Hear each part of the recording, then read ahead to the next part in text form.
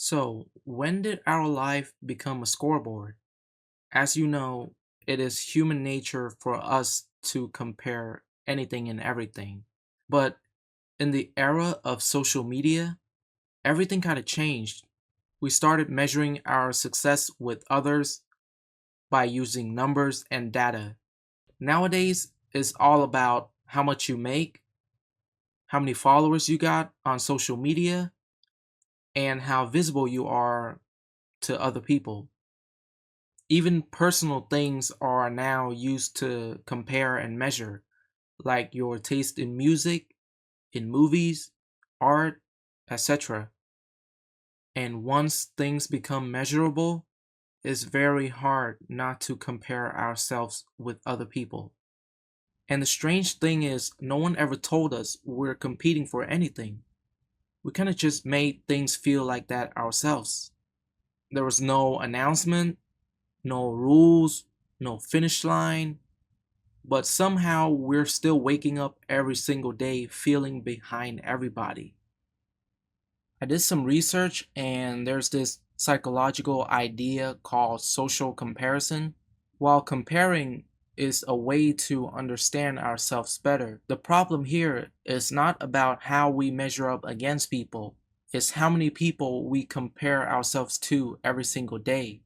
There's a quote that my parents used to remind me all the time about. It goes like this: look up and you'll find someone better, but look down and you'll find no one better. This quote has stuck with me ever since I was little, but it can also be seen in a positive way or a negative way. On one hand, it teaches you to be humble and content with everything you have. On the other hand, it can be really destructive and it's going to make you really complacent. The next thing I want to talk about is called status anxiety. And this is not the fear of not having anything, but rather the fear of having less than other people or the fear of falling behind.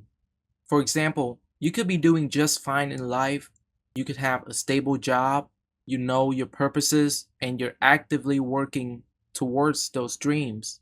But your position becomes shaky the second you see someone doing better.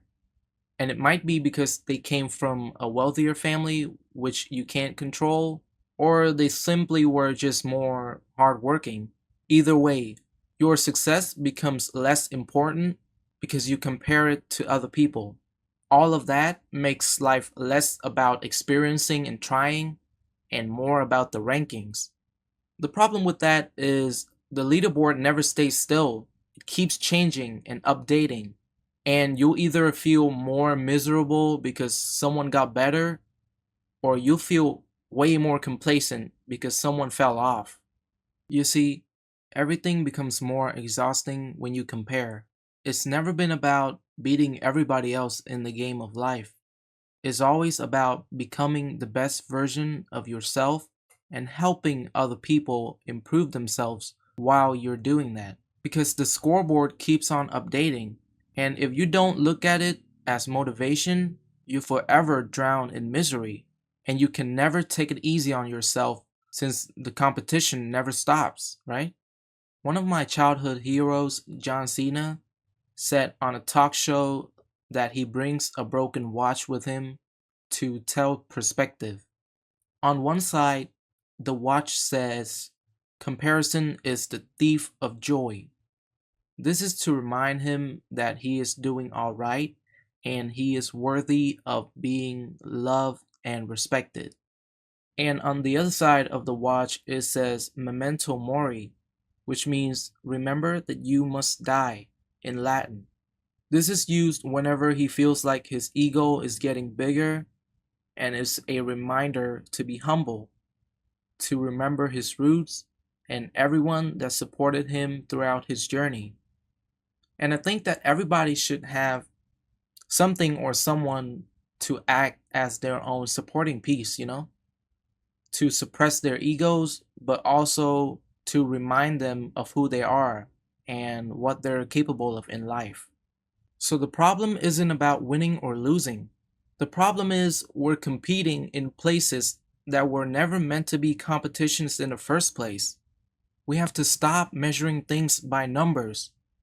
Go and be supportive and helpful to everybody, and be happy for another person's success.